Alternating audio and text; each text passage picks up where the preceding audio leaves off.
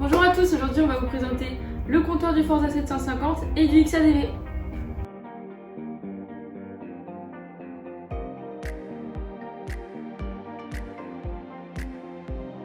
On retrouve ici sur les commandes de gauche feu de croisement, feu de route et appel de phare. On a le bouton mode qui permet de choisir entre les différents modes de conduite proposés. Ensuite on va avoir le klaxon, les clignotants, les warnings et ici le bouton FN qui sert à rentrer dans les 4 onglets en bas de l'écran. Les flèches ici servent à naviguer entre les différents onglets. Et comme c'est une boîte DCT, on retrouve ici la gâchette pour rétrograder et ici pour passer la vitesse. On passe maintenant sur les commandes de droite où on retrouve le coupe-circuit, le démarreur et ici les commandes de la boîte auto avec le neutre, le drive et le AM qui permettent de désactiver la boîte auto pour avoir une conduite manuelle si on le souhaite. Les différents modes vont changer la puissance délivrée à la poignée, le frein moteur, à quel moment la boîte passe les vitesses, le traction control et l'ABS.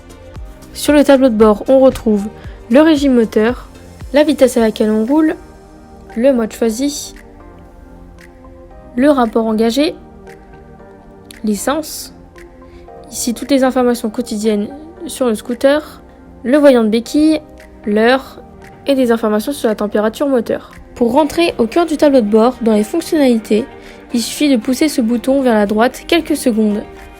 Dans le menu, on retrouve 4 onglets qui donnent accès aux paramètres du scooter. Dans l'onglet Fonctions, on retrouve Mode de conduite qui permet de modifier le mode User qui est le mode personnalisable.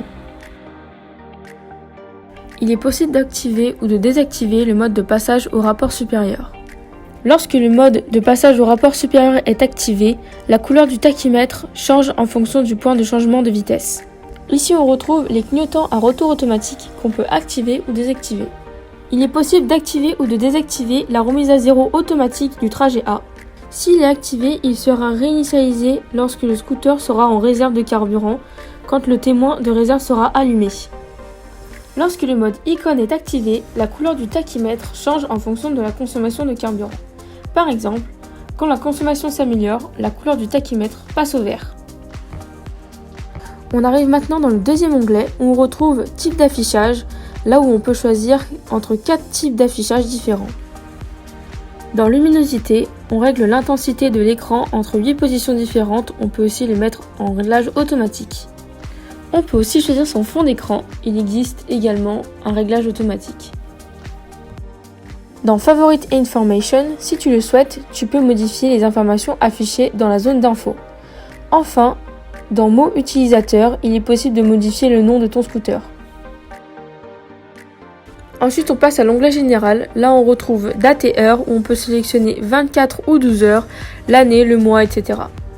Ici, on peut modifier l'unité de vitesse, de distance et l'unité de l'indicateur d'autonomie en carburant. Ici, on a le choix entre différentes langues. Dans Restore défaut, on peut réinitialiser tous les paramètres aux valeurs d'origine. Pour le couplage Bluetooth, c'est pareil, il est possible de réinitialiser les informations d'appairage. Enfin, dans Entretien, on peut vérifier la prochaine date d'inspection périodique et la prochaine vidange. Pour toute question, n'hésitez pas à consulter le manuel d'utilisation des véhicules et je vous dis à très bientôt dans notre concession d'Amoto Lyon.